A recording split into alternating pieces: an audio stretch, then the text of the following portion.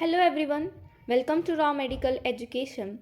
Today we will discuss about the antepartum hemorrhage. Antepartum hemorrhage क्या होता है?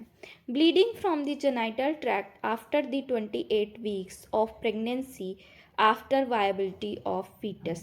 Antepartum haemorrhage एक ऐसी कंडीशन है जहाँ पर प्रेग्नेंट्स वुमेंस को क्या होती है 28 वीक्स के बाद अगर जेनाइटल ट्रैक्ट से ब्लीडिंग अकर होती है उस कंडीशन को हम क्या बोलते हैं एंटीपार्टम हैमरेज बोलते हैं।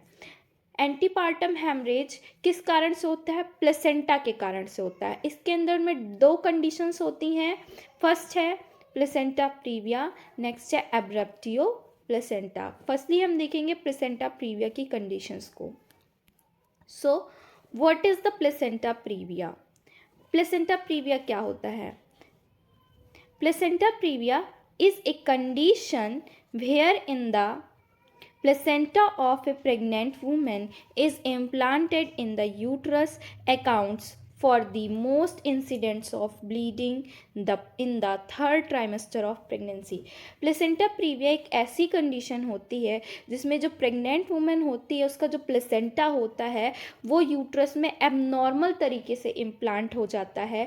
नॉर्मली जो प्लेसेंटा होता है वो यूट्रस के फंडल रीजन में इम्प्लांट होता है, बट प्लेसेंटा प्रीविया की कंडीशन में क्या होता है, जो प्लेसेंटा होता है वो यूट्रस में एबनॉर्मल कंडीशन में क्या हो जाता है, इम्प्लांटेशन उसका हो जाता है। सबसे ज़्यादा इंसिडेंस प्लेसेंटा प्रीविया की कंडीशन में देखा गया है कि मदर को थर्ड ट्राइमेस्टर ऑफ प्रेगनेंसी में ब्लीडिंग अकर होती है। नेक्स्ट हम देखेंगे what is the risk factors of placenta previa. Placenta previa के रिस्क फैक्टर्स क्या होते हैं? तो फर्स्ट है एडवांस मैटरनल एज। अगर किसी मदर की 35 ईयर्स से ज़्यादा एज है उस कंडीशन से मदर को प्लेसेंटा प्रीविया होने के रिस्क हो सकते हैं। नेक्स्ट है मल्टीपैरिटी। अगर मदर कई बार प्रेग्नेंट हो चुकी है, बेबी को डिलीवर्ड कर चुकी है, मल्टीपैरिटी यानी कई बार वो मदर बन चुकी है, उस कारण से हो सकता है। नेक्स्ट है मल्टीपल गेस्टेशन यानी ट्विन प्रेगनेंसी है अगर मदर की, इससे रिस्क हो सकता है प्लेसेंटा प्रीविया होने का। अगर मदर स्मोकिंग करती है उस कंडीशन से क्या हो सकता है मदर को, ये कंडीशंस प्लेसेंटा प्रीविया की कंडीशंस हो सकती है। नेक्स्ट है previous caesarean section. Previous caesarean section में क्या होता है कि अगर प्रीवियस सिजेरियन सेक्शन होता है तो कट लगता है जिसके कारण से वहाँ पर क्या होता है कि जो टिश्यू होता है वो थिक हो जाता है। थिक हो जाने के कारण से क्या होता है वहाँ पर स्कार फॉर्म हो जाता है, जिसके कारण से क्या होता है कि जो इम्प्लांटेशन होता है यूट्रस का वो एबनॉर्मल कंडीशन में हो जाता है। नेक्स्ट है प्लेसेंटल एबनॉर्मलिटी के कारण से भी हो सकता है, जैसे कि प्लेसेंटा सक्शनुरिएटा, नेक्स्ट है बेटल डोर प्लेसेंटा, नेक्स्ट है वेलमेंटस कॉर्ड इंसर्शन। ये क्या है? प्लेसेंटल एबनॉर्मलिटीज़ हैं जिसके कारण से अगर प्लेसेंटा में एबनॉर्मलिटी है तो भी हमारा प्लेसेंटा एबनॉर्मली इम्प्लांट हो जाता है। जैसे कि हम देखेंगे ये कंडीशन है वेलमेंटस प्लेसेंटा की, कॉर्ड इंसर्शन की। इसमें ये एक ऐसी कंडीशन है इसमें जो अम्लाइकल कॉर्ड है वो अच्छी तरीके से क्या है, इंसर्ट नहीं है, प्लेसेंटा में करेक्टली इंसर्ट नहीं है। ये एक एबनॉर्मल प्लेसेंटा की कंडीशन है। अगर ये मदर में पाई जाती है तो उसको प्लेसेंटा प्रीविया होने का रिस्क हो सकता है। नेक्स्ट है सक्सेंचुरिएट लोब, यानी कि ये एक ऐसी कंडीशन होती है जिसमें जो प्लेसेंटा होता है उसके एक से ज़्यादा लोब होते हैं, दो लोब होते हैं एक ही मेम्ब्रेन में। ये एक प्लेसेंटल एबनॉर्मलिटी है जिसके कारण से मदर में रिस्क होता है प्लेसेंटा प्रीविया होने का। नेक्स्ट है battledore placenta. Battledore placenta में क्या होता है, जो अम्लाइकल कॉर्ड होती है वो प्लेसेंटा के मार्जिन से क्या होती है, अटैच्ड होती है। इसके कारण से भी मदर में रिस्क हो सकता है प्लेसेंटा प्रीविया। नेक्स्ट हम देखेंगे types of placenta previa. Placenta previa के 4 टाइप्स होते हैं। Type 1 lower lying placenta previa, type 2 marginal placenta previa, type 3 incomplete partial placenta previa, type 4 complete central total placenta previa. Firstly हम देखेंगे type 1 lower lying placenta previa. Placenta lies in the lower uterine segment, but it lower is does not abut the internal cervical os। जो placenta होता है वो lower uterine segment पर आ जाता है, but ये क्या करता है, इंटरनल सर्वाइकल ओस के एड्ज तक पहुंचता है, लेकिन इंटरनल सर्वाइकल ओस को क्या करता है, क्लोज नहीं करता है। नेक्स्ट हम देखेंगे type 2 marginal placenta. Placental tissue reaches the margin of the internal cervical os but does not cover it. जो प्लेसेंटल टिश्यू होते हैं वो इंटरनल ओस के मार्जिन तक पहुंचते हैं बट इंटरनल ओस को कवर नहीं करते हैं। नेक्स्ट हम देखेंगे type 3 incomplete partial placenta previa. इसमें क्या होता है, placenta partially covers the internal cervical ओस।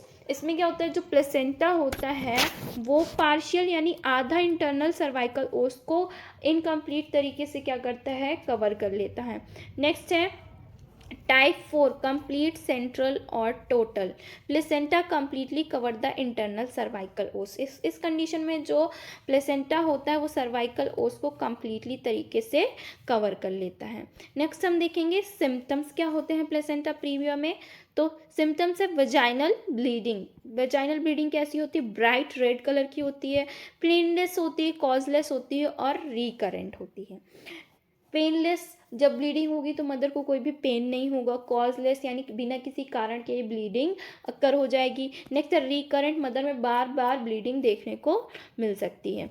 नेक्स्ट हम साइंस देखेंगे fundal height corresponds the week of gestation, यानी वीक ऑफ गेस्टेशन के अकॉर्डिंग फंडल हाइट में कोई भी चेंजेस नहीं आएंगे। वीक ऑफ गेस्टेशन के अकॉर्डिंग फंडल हाइट नॉर्मल रहेगी। फीटल हार्ट साउंड क्या होगा, बच्चे का नॉर्मल रहेगा। नेक्स्ट है जो फीटल होगा उसको माल प्रेजेंटेशन देखने को मिलेगा। नेक्स्ट है यूट्राइन सॉफ्ट रहेगा और टेंडरनेस उसमें नहीं प्रेजेंट होंगी। नेक्स्ट हम देखेंगे टाइप्स ऑफ प्लेसेंटा प्रीविया को हम इस डायग्राम की हेल्प से समझने की कोशिश करेंगे।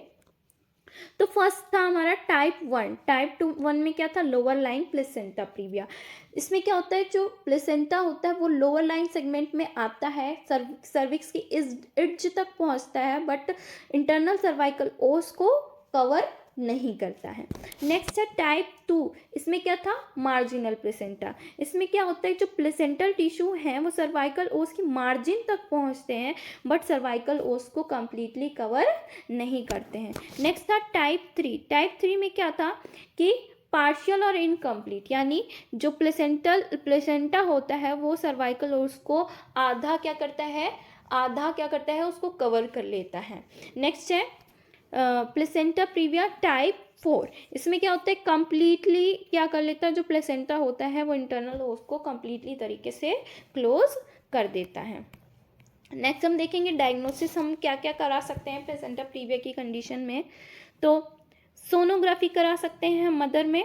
सोनोग्राफी ट्रांस एब्डोमिनली भी करा सकते हैं, ट्रांस वेजाइनली भी करा सकते हैं। जो ट्रांस एब्डोमिनली होता है वो लेस एक्यूरेट होता है क्योंकि ट्रांस एब्डोमिनली में मदर को डिस्कम्फर्ट हो सकता है।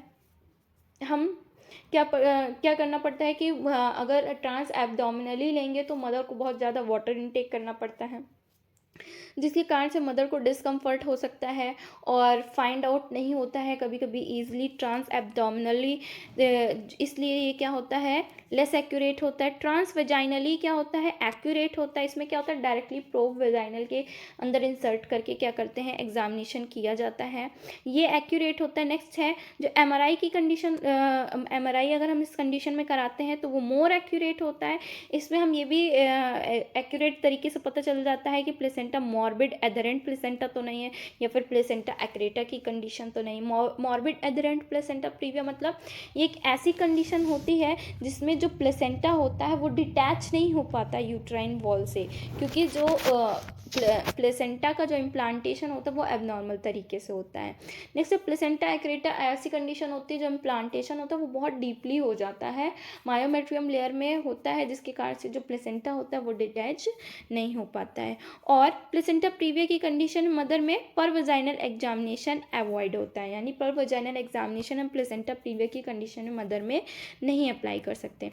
नेक्स्ट हम देखेंगे कॉम्प्लिकेशंस क्या क्या होते हैं। प्रेगनेंसी की ड्यूरेशन में क्या क्या कॉम्प्लिकेशन देखने को मिलता है। हाइपोवोलेमिया के कारण से मदर में शॉक की कंडीशन देखने को मिलती है। नेक्स्ट है प्री टर्म लेबर हो सकता है कॉम्प्लिकेशन। नेक्स्ट है माल प्रेजेंटेशन हो सकता है। फीटल में हमें क्या क्या कॉम्प्लिकेशन देखने को मिलेंगे, लो बर्थ वेट देखने को मिलेगा, फीटल ग्रोथ रेस्ट्रिक्शन यानी जो फीटल की ग्रोथ है वो रुक जाएगी। नेक्स्ट है एक्सफिक्सिया की कंडीशन देखने को मिल सकती है फीटल में। एक्सेक्सिया मतलब जो फीटल होता है वो रेस्पिरेटरी डिस्ट्रेस में जा सकता है। नेक्स्ट है आईयूडी की कंडीशन देखने को मिल सकती है, यानी जो यूट्रस में जो फीटल है वो क्या हो जाएगा, यूट्रस के अंदर ही डेथ कर जाएगा। नेक्स्ट कंजेनाइटल मॉल फॉर्मेशन भी देखने को मिलता है। नेक्स्ट हम देखेंगे लेबर और परपीरियम के पीरियड में क्या क्या कॉम्प्लिकेशन हो सकते हैं मदर में। तो ऑपरेटिव इंटरफेरेंस ज़्यादा देखने को मिल सकता है। प्रोलैप्स ऑफ कॉर्ड यानी कॉर्ड प्रेजेंटेशन देखने को मिल सकता है मदर में। पोस्टपार्टम हेमरेज की कंडीशन हो सकती है। सेप्सिस देखने को मिल सकता है। नेक्स्ट हम देखेंगे मैनेजमेंट हम क्या क्या करा सकते हैं मदर में। मैनेजमेंट में हम फीटल मैच्योरिटी को चेक करेंगे मदर में। नेक्स्ट है ब्लीडिंग चेक करेंगे। Mother haemodynamically status and week of gestation को भी हमें क्या करना है, चेक करना है। मदर हीमोडायनामिक स्टेटस में हम क्या क्या चीज़ें देखते हैं, कार्डियक आउटपुट चेक करते हैं, ब्लड वॉल्यूम देखते हैं, ब्लड प्रेशर, हार्ट रेट, ये सारी चीज़ें हम देखते हैं मदर से हीमोडायनामिक स्टेटस में। और मदर को क्या करना होता है, हमें हॉस्पिटल में एडमिट कराना होता है और ब्लड टेस्ट कराना होता है, जिसमें हम ब्लीडिंग टाइम चेक करते हैं, क्लॉटिंग टाइम चेक करते हैं, एचबी लेवल चेक करते हैं, सीबीसी कराते हैं मदर का और आरएच ग्रुपिंग कराते हैं। नेक्स्ट हम देखते हैं मदर में हम ब्लीडिंग चेक करते हैं, फीटस रिस्पॉन्स चेक करते हैं। फीटस रिस्पॉन्स हम कैसे चेक करते हैं, सीटीजी और यूएसजी के थ्रू हम फीटल रिस्पॉन्स चेक कर सकते हैं। सीटीजी एक ऐसा प्रोसीजर है जिसमें हम क्या करते हैं, फीटल के एफएसएच को हम मॉनिटर कर सकते हैं। इसका फुल फॉर्म होता है कार्डियक टोकोग्राफी। नेक्स्ट है यूट्राइन टेंडरनेस देखेंगे हम मदर में।